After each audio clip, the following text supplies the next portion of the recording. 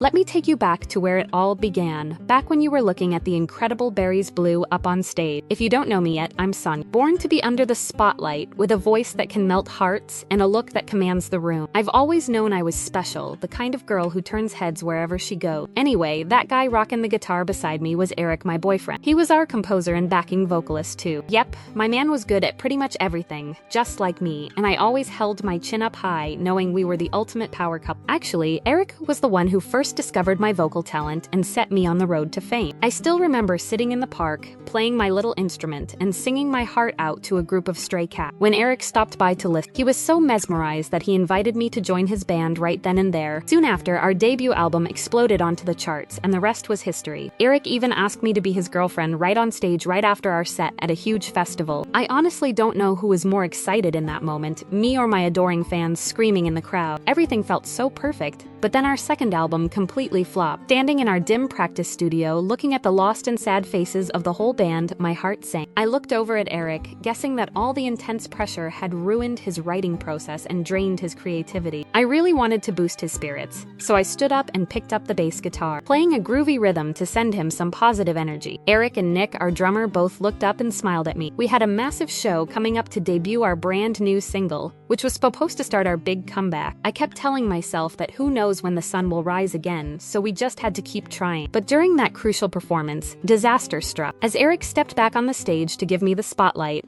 I got way too immersed in my singing. I strutted right up to the front edge of the stage, lost my footing on the slippery edge, and suddenly slipped. Screaming in terror as I plunged straight off the stage, I hit the floor hard, and when Eric rushed down to check on me, he stammered out in pure panic that my nose looked completely crooked. I was rushed straight into surgery. Afterward, as Eric gently helped me unwind and take off the white gauze, I stared into the mirror and gasped in absolute horror. My poor nose was bent completely out of shape, looking like a literal lightning bolt across my face. I panicked, thinking that I couldn't possibly go around looking like this because I simply had to be beautiful. Tears welled up in my eyes, but Eric looked at me with so much warmth, reassuring me that I would always be the cutest girl to him, and that I didn't need to worry because we could still fix it. I was so touched by his sweet words that I just nodded, sniffling softly. But right after that, a hideous photo of my busted nose hit the headlines with crazy news claiming my plastic surgery had gotten completely bought. Internet trolls began ridiculing me, accusing me of hypocrisy for praising natural beauty while secretly getting work done. What absolute vultures. To shut down the wild rumors, I uploaded the video of me slipping off the stage during practice. But do you know what those internet weirdos did? They claimed I slipped on purpose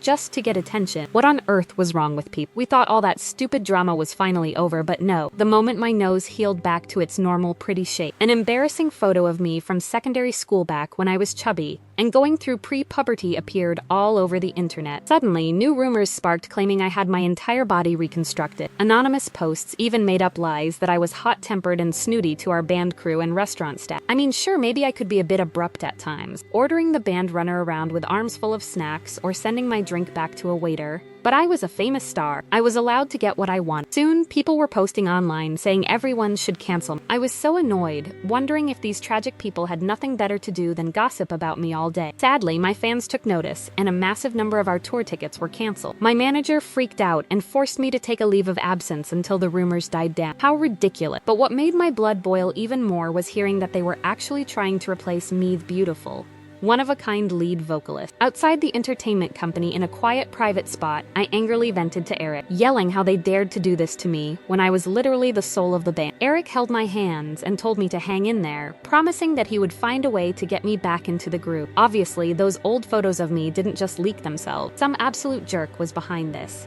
And I decided right then that tracking them down and making them pay was my new mission in life. That evening at home, after hours of searching through online forums, I traced the original rumor back to a specific group of anti-fans. I sat on my couch in utter disbelief. Can you believe these people actually met up at a local cafe once a month just to badmouth me? Surfing through their ridiculous comment threads, I saw they even kept a regular meeting schedule. It was so pathetic. I just kept wondering what on earth I had ever done to them. Disguising myself in a low cap that hid half my face, I pulled up to the cafe late that evening to hunt for clues. Stepping inside, I cringed at the terrible leaked pictures of me covering the walls, including my frowning faces and chubby childhood photos. Geez, these people clearly had way too much free time. Then I spotted the guy mixing drinks behind the counter and nearly gasped. Was that Owen, my high school crush? He used to be my senior in music club, an amazingly talented talented singer, guitarist, and composer. But why on earth was he in an anti-fan group? I had never even spoken to him back then. I slid into a corner table, pretending to read while eavesdropping. Owen served drinks while the group buzzed about how pretentious I was,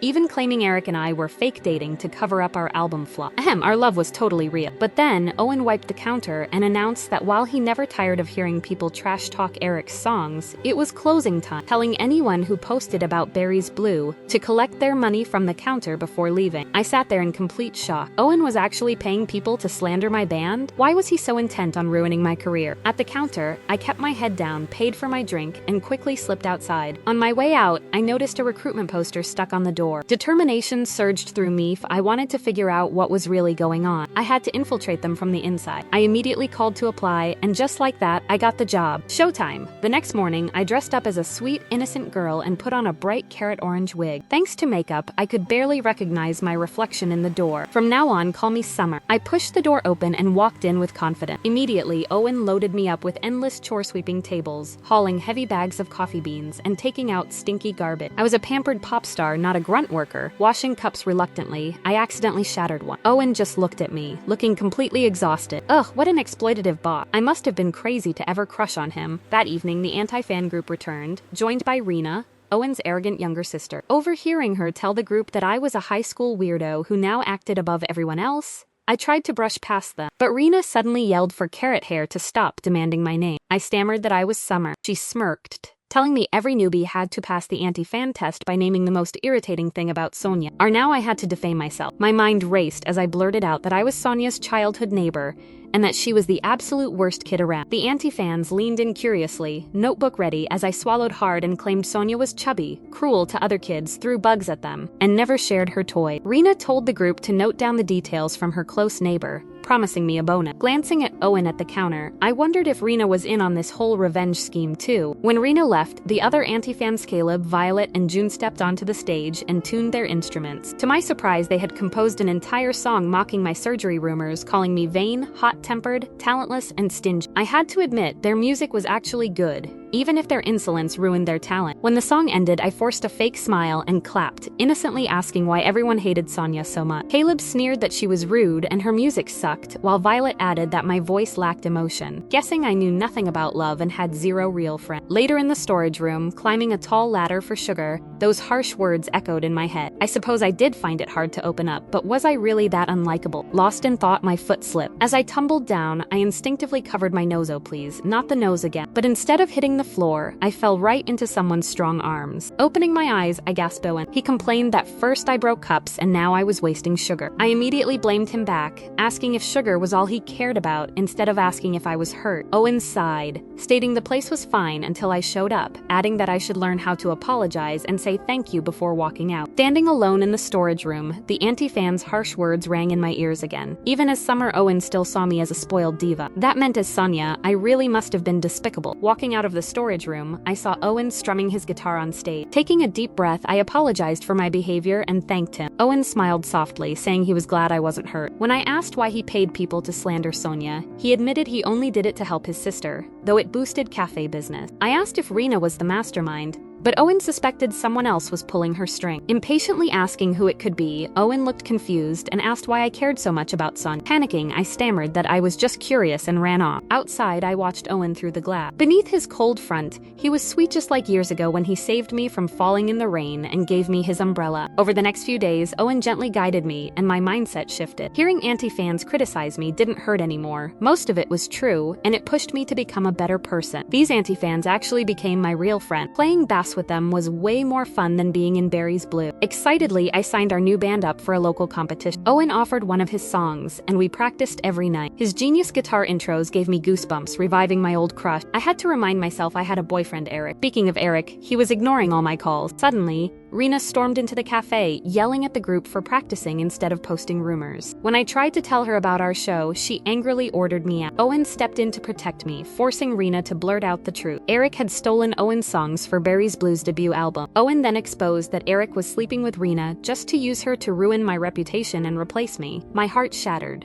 Our hit album was stolen, and my own boyfriend was sabotaging my career. I angrily pulled off my carrot wig, revealing my real face. Rena gasped and Owen stared in shock. I told Rena that Eric was a manipulative jerk who would drop her instantly, and asked her to tell him I was officially out of the band. Turning to leave, I saw Caleb, Violet, and June by the door. Hurt that I had lied, they rejected my sincere apology and walked away, leaving me completely broken. I had lost my career, my friends, and Owen. The next morning, I lay in bed staring at the rainy sky, feeling utterly hopeless. Suddenly, the doorbell rang. I dragged myself to open the door, only to find Owen standing on my porch, drenched from the rain. My heart skipped a beat. Did he really come all this way just for me? I invited him into my living room, while the dull gray rain continued to pour outside. Owen stood there nervously before softly addressing me as Summer, then correcting himself to Sonia. He admitted that he had been thinking a lot about my situation, Eric, and the band, and realized that none of this mess was my fault. He looked directly into my eyes, insisting that I couldn't let Eric win because I was far too talented, and reassured me that if I just showed everyone my true self, he knew they would love me. Hearing his sweet words, a rush of emotions washed over me. I looked down and confessed that I actually used to have a huge crush on him back in high school, though I assumed he probably didn't even know I existed. Owen let out a soft laugh and called that dumb.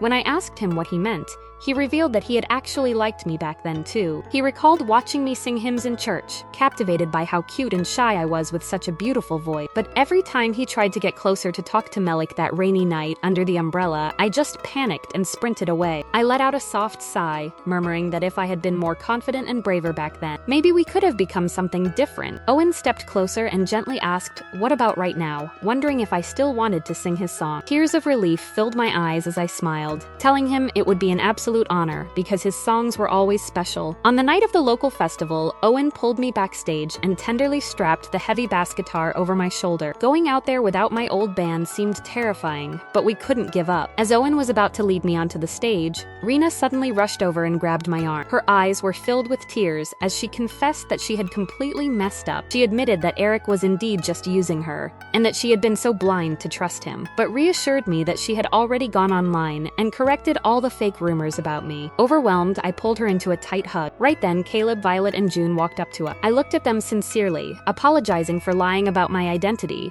and thanking them for inspiring me to become a better version of myself. Violet smiled warmly, admitting that it turned out they really liked Summer after all, so they forgave me. We all embraced in a group hug, and Caleb grinned, shouting that we were finally ready to rock the night. Suddenly, Eric's sharp voice cut through the air. I spun around, startled, as he sneered that I couldn't sing with them, because that song was supposed to be the theme song for our band's next album. I scoffed, shouting back that it was Owen's song, not his, and asked if Rena hadn't already told him that I no longer gave a single damn about his band. Rena chimed in, saying she certainly had, but it seemed he wasn't listening. Caleb stepped forward, adding that they had already published Eric's dirty schemes all over the school forums, so everyone could see what a huge jerk he was. Losing his temper, Eric grabbed my hand tightly, barking that I had to come with him right now and tell everyone I had made the whole story up. But before I could pull away, Owen stepped in firmly, forcing Eric to let go. In a cold, dangerous voice, Owen warned him to leave me alone, stating that he wouldn't let Eric steal anything from him ever again, neither his music nor his girl. The rest of the anti-fan group immediately formed a shield around me, and June smirked at Eric, telling him that I was their friend now, so he needed to excuse us while we got on stage to perform our hit song. Walking out under the bright stage lights, I could hardly believe I was back on stage again. Except this time, everything felt a million times better. My new bandmates were incredible.